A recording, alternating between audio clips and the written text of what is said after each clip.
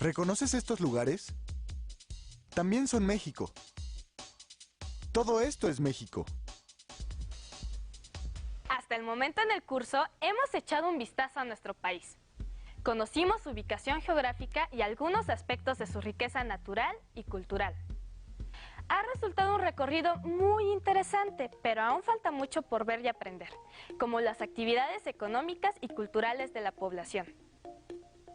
Para estudiar diversos aspectos de México y el mundo con mayor detalle, podemos ayudarnos de los mapas temáticos. Puede haber de varios tipos: políticos, de climas, zonas agrícolas, los que representan aspectos de la población, entre otros. Pero comencemos por el principio. Veamos cómo nos ayuda un mapa a entender la división política de México. El nombre oficial de nuestro país es Estados Unidos Mexicanos y está dividido en 31 entidades y un distrito federal. Cada uno de los estados tiene su propia capital. Cada estado se divide en municipios y el Distrito Federal en delegaciones.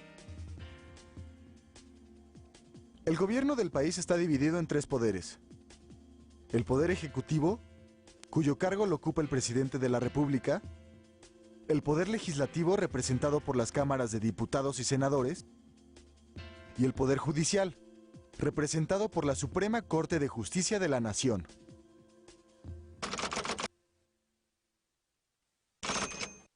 De Ecatepec. En México. En la Ciudad de México. En Ecatepec. En Tepocaco. El estado de Hidalgo.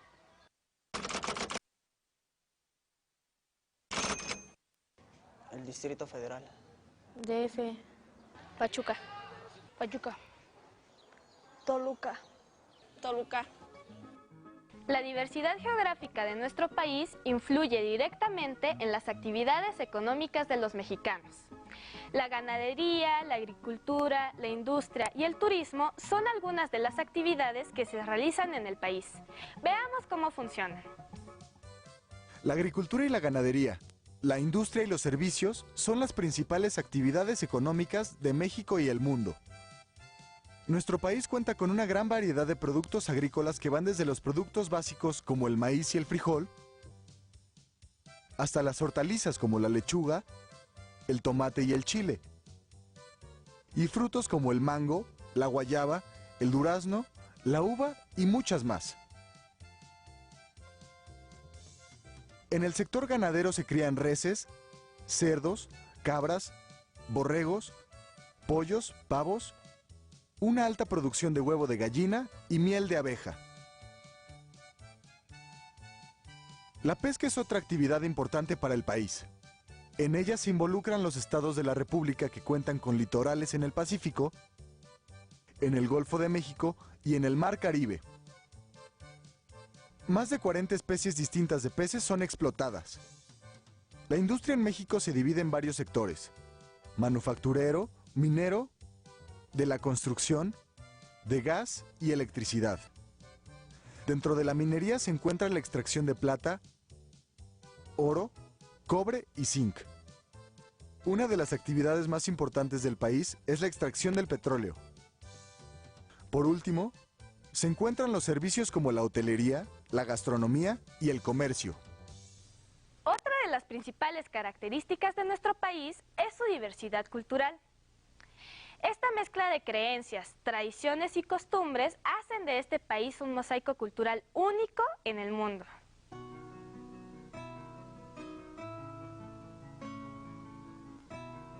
¿Sabías que alrededor de 10 millones de indígenas viven en México? Lo que equivale aproximadamente al 10% de la población total. México cuenta con una variedad cultural que se expresa a través de diversas manifestaciones como los bailes regionales, los trajes típicos, la comida, las creencias y las festividades. Cada uno de estos elementos se combina en las diferentes comunidades, lo que las hace únicas y diferentes entre sí, pero que comparten al mismo tiempo rasgos que nos identifican a todos como mexicanos. Hemos visto algunos aspectos de México, pero nuestro país también enfrenta distintos tipos de problemas. Uno de los problemas más importantes es el crecimiento acelerado de la población. Este fenómeno provoca serios problemas como la falta de bienes y servicios, la desnutrición y la baja calidad de vida, entre otros. El crecimiento de la población en México se aceleró en las últimas décadas del siglo pasado. Entre el año de 1970 y el año 2000, la población mexicana casi se duplicó. Antes éramos 45 millones de mexicanos y a principios de esta década se contabilizaron aproximadamente 100 millones de habitantes. Los estados más poblados son el Estado de México, el Distrito Federal, Veracruz y Jalisco. Oiga, ¿cuáles son los problemas que ocasiona el crecimiento acelerado de la población en las ciudades? Bueno, genera una gran cantidad de problemas debido a la gran cantidad de personas agrupadas en un espacio muy pequeño o lo suficientemente pequeño para abastecer de todas las necesidades que tiene esa población.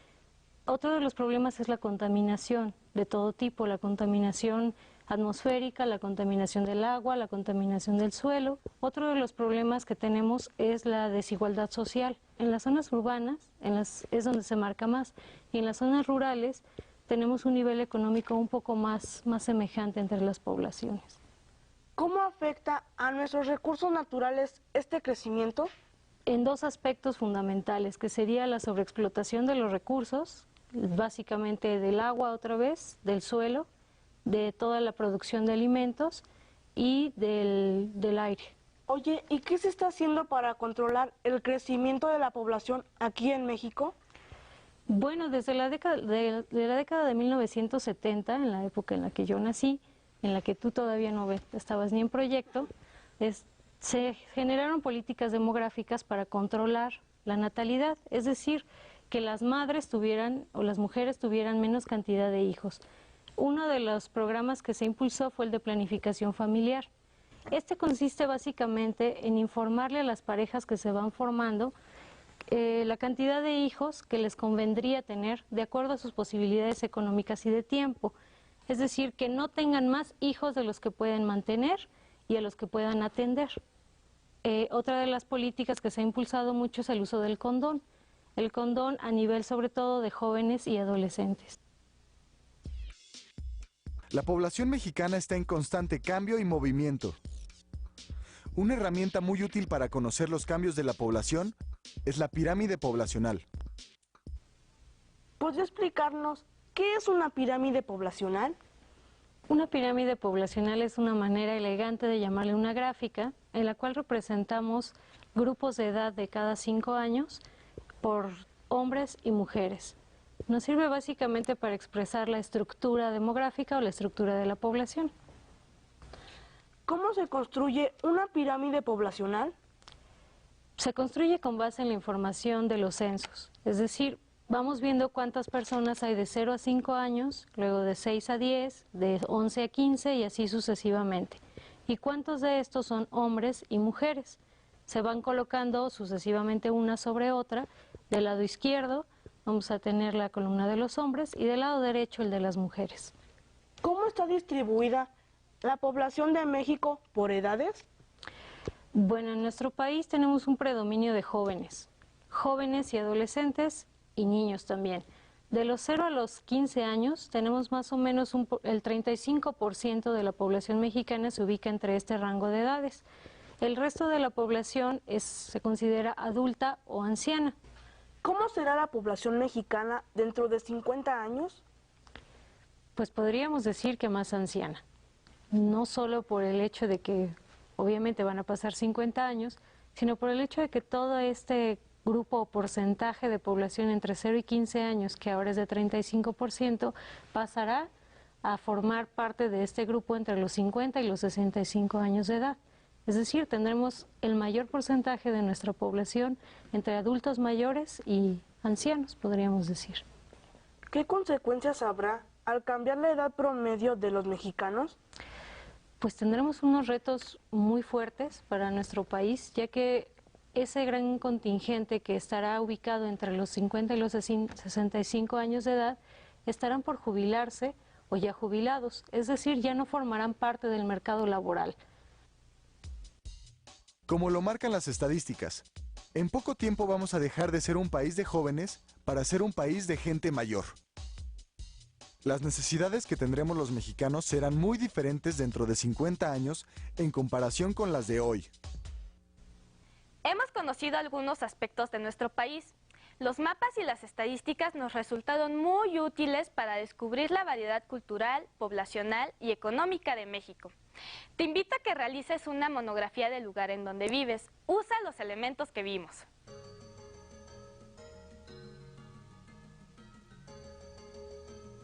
Para realizar la monografía de tu comunidad, puedes usar información como el tipo de trabajo de tus papás y el de los papás de tus amigos. ¿Cuántas personas viven en tu localidad? ¿Qué tipo de actividades se realizan? ¿Y qué lugares turísticos y naturales existen cerca? También puedes incluir cuál es la comida típica de tu región y cuáles son las fiestas que tradicionalmente se festejan.